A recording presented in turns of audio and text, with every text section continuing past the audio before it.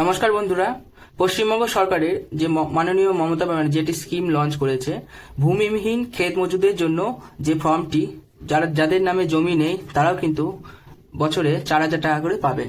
তো সেই ফর্মটি আমরা কিভাবে ফিল আপ করবো, চলুন আজকে আমরা দেখে নিই। দেখুন, সবার প্রথমে কিন্তু এখানে নাম আছে, যিনি অ্যাপ্লিকেশন করছেন তার নামটা কিন্তু এখানে লিখবেন। তার নিচে দেখুন এখানে আপনার নামটা লিখে দেবেন, গ্রামের নামের পরে দেখুন এখানে গ্রাম পঞ্চায়েত দেওয়া আছে, আপনার গ্রাম পঞ্চায়েত থেকে দিয়ে দেবেন। তারপরে দেখুন পোস্ট অফিসের নামটা কিন্তু আপনারা দিয়ে দেবেন। তারপরে দেখুন ব্লক আছে, ব্লকের নাম দেবেন। তারপরে থানা আছে, আপনাদের যে থানা সেই থানার নাম দেবেন। জেলা, কোন জেলা থেকে আপনি আবেদন করছেন, আপনি কোন জেলার বাসিন্দা সেই জেলাটা দিয়ে দেবেন। এগুলো তো সব আপনারা জানেন। তারপরে দেখুন এখানে ডেট অফ বার্থ আছে। আমি কিন্তু এই ফর্মটা কিন্তু অনলাইনে ভিডিও করে ছাড়ছি, তো সেজন্য আমি কিন্তু সঠিক আমার ডেট অফ বার্থটা কিন্তু বসাইনি। এখানের মধ্যে কোনো যত নাম্বার আছে আমি কিন্তু সঠিক বসাইনি। আপনারা আপনাদের ডেট অফ বার্থটা কিন্তু এখানে দিয়ে দেবেন। ডেট অফ বার্থের যে আপনার এখন যে বয়স 1/4/2026, এই 26-এর মধ্যে আপনাদের যে বয়স সেটা আমরা কি করে করবেন, ক্যালকুলেটর খুলবেন। ক্যালকুলেটর খুলে আপনার যে জন্ম সালটা আছে সেটা লিখবেন, সেখান থেকে 2026 মাইনাস করে দেবেন। তাহলে দেখুন আপনার বয়সটা কিন্তু এখানে বেরিয়ে যাবে। এখানে কিন্তু 38 বছর বয়স। তারপর একটু ওপর দিকে আসুন। ওপর দিকে দেখুন আপনি পুরুষ, মহিলা, অন্যান্য না সাধারণ। পুরুষ, সেজন্য পুরুষ সিলেক্ট করেছি আমি। আপনাদের যেটা হয় সেটা করবেন। আপনারা কোন শ্রেণী, আপনারা কোন ক্যাটাগরিতে, এসসিতে আছেন, এসটিতে আছেন, ওবিসিতে আছেন, আপনাদের ক্যাটাগরিটি কিন্তু এখানে বেছে এখানে দেখুন দাগ দিয়ে দেবেন। আমি সাধারণ, সেই জন্য সাধারণের দাগ দিয়ে দিয়েছি। তারপরে এখানে আপনাদের মোবাইল নম্বরটা দিয়ে দেবেন এই ঘরে। তারপরে একটু ওপর দিকে আসবেন, বলে দিয়েছে আধার কার্ডের নম্বর আবশ্যিক, মানে আধার কার্ডের নম্বর কিন্তু অবশ্যই দিতে হবে। এখানে আপনাদের আধার কার্ডের নাম্বারটা লিখে দেবেন। ভোটার কার্ডের নাম্বার কিন্তু আবশ্যিক নয়, আপনি চাইলে দিতেও পারেন, না দিতেও পারেন। আমি দিয়ে দিয়েছি, কোনো অসুবিধা নেই। তারপরে এখানে বলেছে ব্যাংক অ্যাকাউন্টের অনুযায়ী নাম, যে আবেদন করছে তার যে ব্যাংক অ্যাকাউন্ট আছে সেই অ্যাকাউন্টের নামটা কিন্তু দেখে নেবেন, এর সঙ্গে যেন ম্যাচ করে। পলাশ দত্তর সঙ্গে দেখুন আমার কিন্তু ম্যাচ করছে। এর নামে অ্যাকাউন্ট হওয়া জরুরি। সিঙ্গেল অ্যাকাউন্ট দেবেন, জয়েন্ট অ্যাকাউন্ট দেবেন না, তাহলে প্রবলেম হতে পারে। দেখুন অ্যাকাউন্টের নাম দেবেন। তারপর এখানে এই ঘরে দেখুন অ্যাকাউন্ট নাম্বারের ঘরে আপনারা আপনার যে অ্যাকাউন্ট নাম্বারটা আছে সেই অ্যাকাউন্ট নাম্বারটা আপনারা লিখে দেবেন।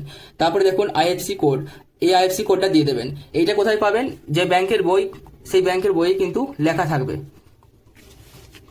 তারপর আপনার ব্যাংকের নাম দিয়ে দেবেন। আমার যেহেতু স্টেট ব্যাংক অফ ইন্ডিয়া, আপনাদেরটা দেবেন। এটা কোন ব্যাংকের শাখা, আলুগ্রাম গ্রাম পঞ্চায়েতের শাখা, এটা আলুগ্রামের ব্যাংক, সেজন্য আমরা সেই ব্রাঞ্চের নামটা কিন্তু এখানে লিখে দেবেন। তারপরে দেখুন আপনার কি অ্যাকাউন্ট, সেভিংস অ্যাকাউন্ট না কারেন্ট অ্যাকাউন্ট। সেভিংস অ্যাকাউন্ট আমার কারেন্ট না, সেজন্য আমি সেভিংসের টিক দিয়েছি। এখানে দেখুন বলে দিয়েছে উইথ ফটো ব্যাংক পাসবুক, আপনার এই ফর্মের সঙ্গে ব্যাংকের অ্যাকাউন্টের প্রথম পাতার কিন্তু জেরক্স দিতে হবে, সেজন্য আমি কিন্তু এখানে টিক দিয়েছি। যদি আমি বাতিল চেক দিই, চেক আমি দেবো না, সেজন্য এই ঘরে কিন্তু ছেড়ে দিয়েছি। তারপরে দেখুন এখানে মনোনীত ব্যক্তির তথ্য, মানে আপনার ব্যাংক অ্যাকাউন্টের সঙ্গে যদি কোনো নমিনি থাকে, নমিনির নাম যদি থাকে তাহলে লিখবেন। আমার এই ব্যাংক অ্যাকাউন্টটা কিন্তু সিঙ্গেল, কিন্তু এখানে কিন্তু কোনো নমিনির নাম নেই, সেই জন্য আমি কিন্তু এই ঘরটা কিন্তু দেখুন পুরো ফাঁকা রেখেছি। এটা যদি আপনাদের নমিনি থেকে থাকে তাহলে এখানে আপনারা সেই নমিনির নামটা লিখবেন।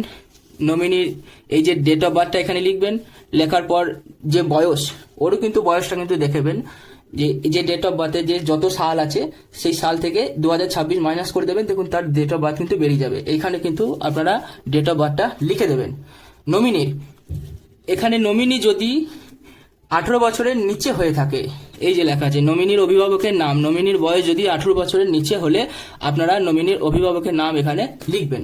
তারপরে দেখুন এখানে আপনার সিগনেচার হবে, যে এই ফর্মটি ফিল আপ করছে, ঠিক আছে, যার নামে ফিল আপ করছে এটা কিন্তু তার কিন্তু সিগনেচার হবে, সই করবে। এখানে সই যদি না করতে পারে টিপ সই দেবে। এখানে দেখুন লেখা আছে আবেদনকারী স্বাক্ষর অথবা টিপ সই। এখানে ডেটটা আছে, সেই ডেটটা কিন্তু এখন লিখবেন না, যখন জমা দেবেন আপনারা ফর্মটা সেই ডেটটা তখন এখানে বসিয়ে নেবেন। আর এই যে নিচের অংশটা, এই অংশটা কিন্তু আপনারা ফিল আপ করবেন না। এই অংশটা কিন্তু যারা যখন জমা নেবে তখন কিন্তু এইটা কিন্তু কেটে আপনাদেরকে দিয়ে দেবে, এটা স্লিপ হিসাবে। এখানে দেখুন আবেদনকারীর নাম আছে, এর একটা অ্যাপ্লিকেশন আইডি হবে, এই যে ফর্মটা জমা দিচ্ছেন এর একটা আইডি নাম্বার হবে, সেটা কিন্তু অফিস থেকে লিখবে, ক্যাম্প থেকে। আর এই তারিখটা কিন্তু ওরা লিখে দেবে। আর এখানে যে রিসিভার সিগনেচার, আবেদনপত্র গ্রহণকারী স্বাক্ষর, আপনার সামনে কিন্তু এই সইটা কিন্তু করতে হবে। যখন ক্যাম্পে জমা দিতে যাবেন তখন আপনার সামনে এই সইটা করে এই পর্চিটা আপনাকে দিয়ে দেবে। আর এইটাই দেখুন লিখেই দিয়েছে আবেদনপত্র নম্বর অফিস ব্যবহারের জন্য, এটা আপনারা কিছু লিখবেন না। চলে আসি সেকেন্ড পেজে। পরের পাতায় দেখুন,